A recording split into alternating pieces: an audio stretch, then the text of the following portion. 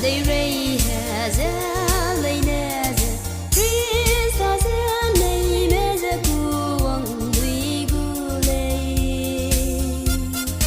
Some can guess we can look at Chris has a door.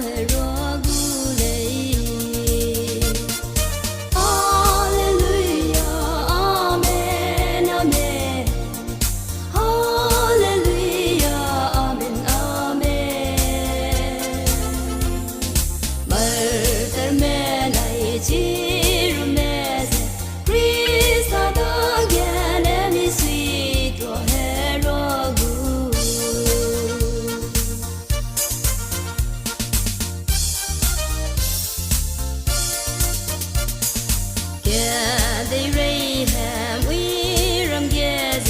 ham we na mi ran go se hop se voi se de Emmanuel ram sang de sai hom be mi gui lei na pa ne di do gu lei Hallelujah amen amen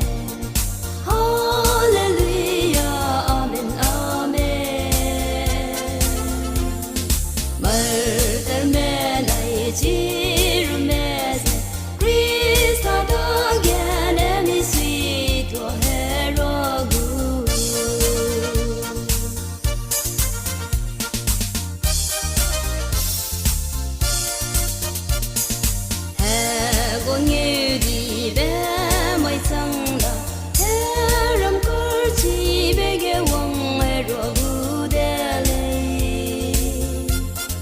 ghé đây hè rồi trái chim lu ze ghé này bé ken na lim ze kim chu bu de lei Hallelujah amen amen